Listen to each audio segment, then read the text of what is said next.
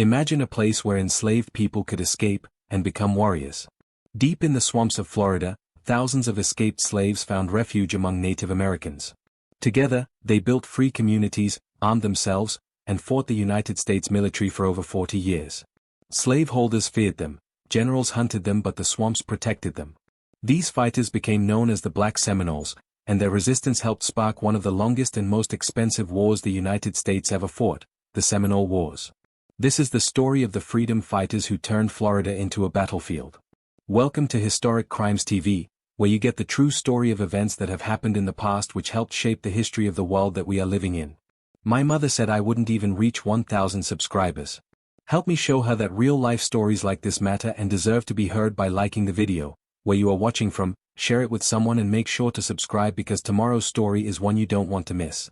In the late 1700s and early 1800s, the southern United States was built on slavery. Plantations stretched across Georgia, Alabama, and South Carolina. But just to the south lay a dangerous idea: freedom.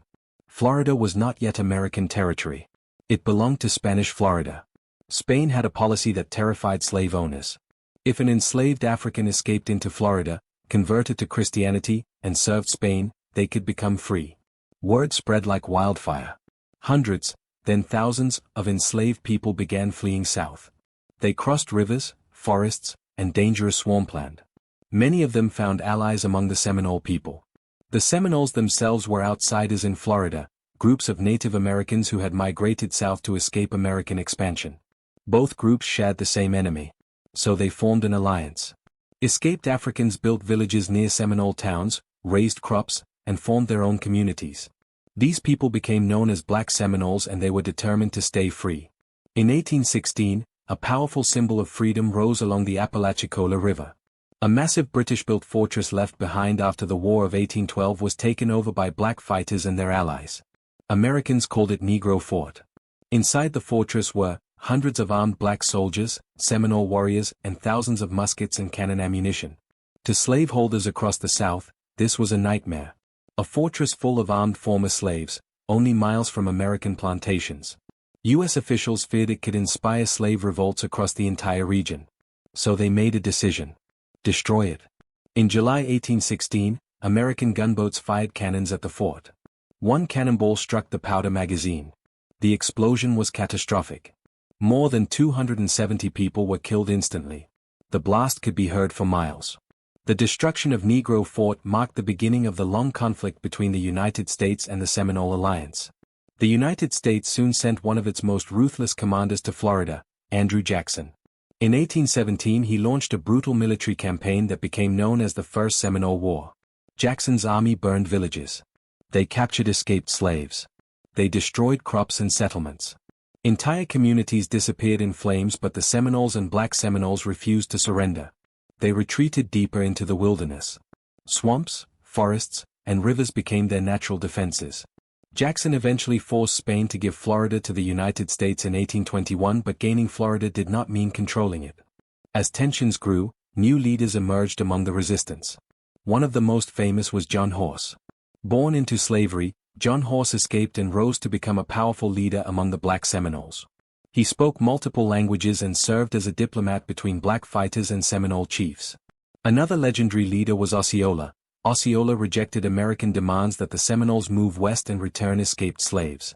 To the Seminoles and black allies, those demands meant only one thing: slavery, and they were ready to fight to prevent it. In 1830, the U.S. government passed the Indian Removal Act.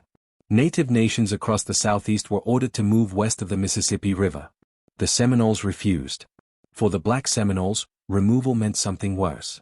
If they were captured, they would be returned to slavery. War became inevitable. In December 1835, a column of U.S. soldiers marched through Florida under Major Francis L. Dade. They never reached their destination. Seminole and Black Seminole fighters ambushed the column in the forest. The attack became known as the Dade Massacre.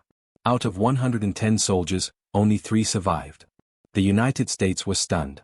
War had begun. The Second Seminole War quickly became a nightmare for the U.S. military. American soldiers struggled in the Florida wilderness. The environment was deadly: mosquitoes spread disease, swamps swallowed horses and wagons. Heat and humidity drained entire units. Meanwhile, Seminole and Black fighters used guerrilla tactics. They struck suddenly, then disappeared into the swamps. Night raids destroyed supply lines. Ambushes shattered patrols. Entire American columns vanished in the wilderness.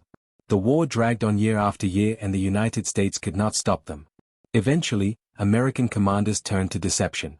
In 1837, Osceola agreed to attend peace negotiations under a white flag. Instead of negotiating, U.S. troops captured him. The betrayal shocked many Americans. Osceola died in prison in 1838, but his capture did not end the war. The resistance continued. As the war dragged on, many Seminoles were forced west to Oklahoma, but hundreds of Black Seminoles refused to accept their fate. Under John Horse, many escaped again. This time they went even farther south. They crossed into Mexico, where slavery had been abolished. Mexico welcomed them as military settlers protecting the frontier. For the first time in generations, they lived completely free. The conflict continued in Florida until the Third Seminole War. American troops hunted the last remaining Seminoles. Most were eventually forced west. But a small group survived deep in the Everglades. Their descendants still live there today. The Black Seminole fighters achieved something extraordinary. For decades they defended freedom against one of the most powerful nations in the world. They built communities. They fought armies. They escaped slavery again and again. Their resistance helped shape American history, and their story proves something powerful. Freedom, once tasted, is almost impossible to take away.